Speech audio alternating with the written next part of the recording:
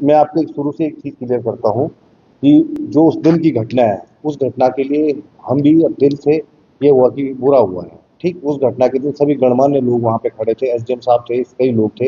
हरक सिंह जी से, मैं वहाँ पे नहीं था उस दिन, मैं दिल्ली था। हरक सिंह जी से मेरी बात हुई है, उन्होंने कहा कि अभी उनकी मदद करो, कुछ तुम करो कुछ हम करें। तो हमने उस दिन उन सब ने कहा कि 10 लाख रुपए की मदद आप करो। तो जो पीड़ित परिवार है उसको 10 लाख रुपए की मदद मेरे द्वारा कर दी गई है। ठीक, और जो लोग जन आंदोलन के रूप का रूप खड़ा करवा रहे हैं, उन लोगों ने अब तक केवल भ्रमक स्थिति पैदा की है, न कि उस परिवार की किसी कोई मदद की है। एक मृत एक बेरहम मासूम बच्चे का जिस ढंग से कत्ल हुआ है, उस कत्ल को उन्होंने मॉब बना के उस सारे झगड़े को मेरी दुकान की तरफ मोटिवेट किया है, जबकि उसमें मेरा कोई दोष नहीं है। 11 बजे दुकान बंद हो चुकी है और 11 बजे के बाद की घटना है। ठीक है, और इसमें मुख्य रूप से हिमांशु बिजवाण, जो कि मेरा पहले पार्टनर रह चुका है चंद्रमौली से 2012 में, और हिमांशु बिजवाण के द्वारा ही ये सब कुछ रचित रचा जा रहा है, और हिमांशु बिजवाण ने सब रच रहा है। और सबसे बड़ी बात, दूसरी बात बताओ, हिमांशु बिजवाण को चुनाव लड़ा था, अब जो उनकी वाइफ नगर पालिका की, 1500 पेटी शराब उन्होंने मेरी दुकान से ले जा रखी है, 1500 पेटी लगभग। ठीक, और जिसका कि हिसाब किताब न करने के लिए और मेरे से खुंदक रखने के लिए उन्होंने ये सारा ड्रामा रचा है। मैं हिमांशु 2012 मेरा पार्टनर, तो उसके बाद मेरे से बातचीत नहीं थी, लेकिन जब उसका चुनाव आया तो सभी लोगों ने, जो मेरे चिर परिचित उसके और मेरे बीच के थे, उन लोगों ने मुझे कहा कि चुनाव है, चुनाव में सब मदद करते हैं, तेरे हाथ से लाया कहीं दूसरी जगह लाएगा, लेकिन थोड़ी बहुत मदद करते हैं। तो जो 8,500 की पेटी ब्लेंडर की हमें रॉयल स्टेक की हमें पड़ती है, वो हमने इसे 7500 पर पेटी में 1000 रुपये डिस्काउंट दिया है। और उसके बाद जब आज हिसाब किताब की नौबत आई, तो हिमांशु के द्वारा मेरे प्रति इतनी कूट रचनाएं रची जा रही हैं कि एक माँ एक हत्या को मेरे सर मर दिया, और संदीप भंडारी के द्वारा मुझे माफिया कहा जाता है। माफिया का अर्थ होता क्या है? पहले आम पब्लिक, जिसमें मेरी एक खुद की इमेज जो डिस्टर्ब हो रही है, मैं उस चीज हद पर हूँ। मैंने आज तक इस पूरे उसमें प्रकरण में ये 7-8 साल से यहाँ पे गालवाला रूल ऋषिकेश में 2012-13 से हम काम कर रहे हैं। पहले मेरा ट्रांसपोर्ट का काम था। किसी भी आदमी को ये बोल दे कि अरविंद राणावत ने कहीं इलीगल काम किया, अरविंद राणावत माफिया है। माफिया का मतलब क्या होता है?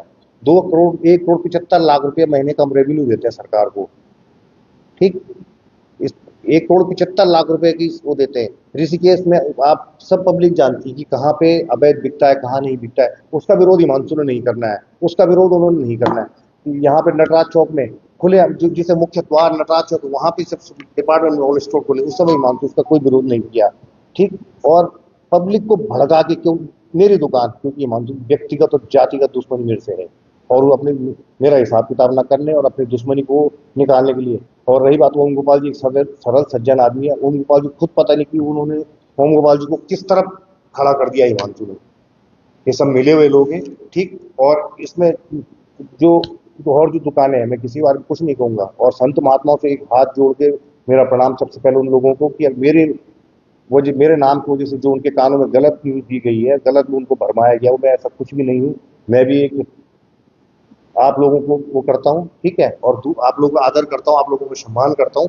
और जो ये भ्रमक स्थितियां पैदा कर रहे हैं, क्योंकि जो भी है सब सरकार के नियम अनुसार है, हमने किसी भी नियम का उल्लंघन नहीं किया है। अगर आबकारी नीति के अनुसार, जैसे कुंभ मेला क्षेत्र कहते हैं, तो ये कुंभ मेला क्षेत्र होगा, मैं नहीं कहता, लेकिन आबकारी के नियम में ये कुंभ मेला क्षेत्र से वो चीजें हटी हुई हैं। जैसे कि बद्रीनाथ जी है, फिरन कलियर है, अन्य ऐसी कुछ जगह पॉइंटेड की गई हैं आपका नियम अनुसार, सरकार की शासन नीतियों के अनुसार। और उन सब चीज होने के बाद हिमांशु बिजवाण के द्वारा व्यक्तिगत रंजिश, व्यक्तिगत उससे मेरा वो करने की उक्ति गई, ये झूठ। मैं जितनी हिमांशु के प्रति बोल रहा हूँ ये चीजें, ये सब चीजें मेरे पास सबके पुख्ता प्रमाण है। और मैं आज तक इसलिए नहीं बोलना चाहता कि सब लोग कह रहे थे कि यार ये गलत हो रहा है, गलत हो रहा है, तो आज मुझे मजबूरन मीडिया के सामने अपना वक्त रखना पड़ा। ये देख लीजिए, ये संदीप भंडारी साहब जो बात हो रही है मेरी दुकान में, संदीप भंडारी चुनाव की शराब ले जा रहा है हिमांशु बिजवाण की। आप सुनिए क्या कह रहा है संदीप भंडारी। मैंने सब पूछा, मैंने क्या आ रहा है। दूसरे नंबर कौन है? दूसरे नंबर कौन है? तो लग रहा है कांग्रेस जा सकती है। विंडो जो सी बिना जा चार वोट कर बुझा जाएगा, 4 वोट कर लो है।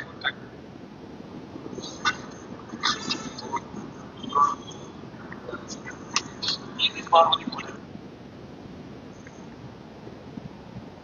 और मेरी आम जनमानस से हाथ जोड़ के विनती है कि जो चीज नहीं है उस चीज को ये लोग वो बना रहे हैं। और दूसरी बात, मैं हाईकोर्ट माननीय उच्च न्यायालय गया हूँ, न्यायालय के शरण में।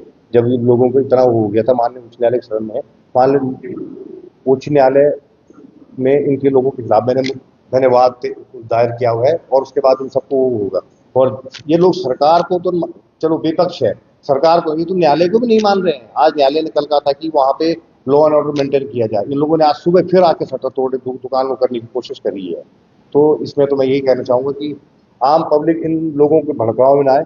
और हिमांशु बिजलाल खुद कितना बड़ा व्यापारी है, ऋषिकेश शहर का हर व्यक्ति जानता है, नगर पालिका ढालवाला का हर व्यक्ति जानता है कि हिमांशु बिजलाल प्रॉपर्टी डीलर है, हिमांशु बिजलाल की गैस एजेंसी है, हिमांशु बिजलाल के कई और धंधे भी हैं। ठीक, लेकिन हिमांशु बिजलाल व्यक्तिगत मेरे से रंजिश रख रहा है, इसलिए मुझे आज मीडिया के सामने आना पड़े कि जिस हिमांशु बिजलाल ने आज इस पूरे घटना चक्र को, एक व्यक्ति की मृत्यु को उसने आज एक इतना बड़ा घटना चक्र बना दिया। और उस व्यक्ति को क्या नगर पालिका में हिमांशु बिजलाल पीड़ित परिवार को नौकरी नहीं दे सकता था? क्या 10,000 रुपए की आर्थिक सहायता नहीं दे सकता था? लेकिन नहीं, उसे केवल उस घटना चक्र को बनवाना था।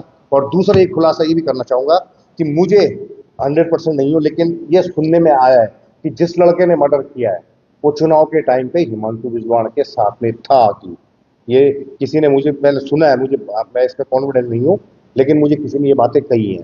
तो इतनी कूट रचित रचना, और सरकार के खिलाफ तुम बोल रहे हो, न्यायालय के खिलाफ तुम जा रहे हो, व्यक्तिगत मुझे माफिया कह रहे हो। और आगे आने वाले टाइम में मैं इसमें मानहानि का दावा भी करूंगा।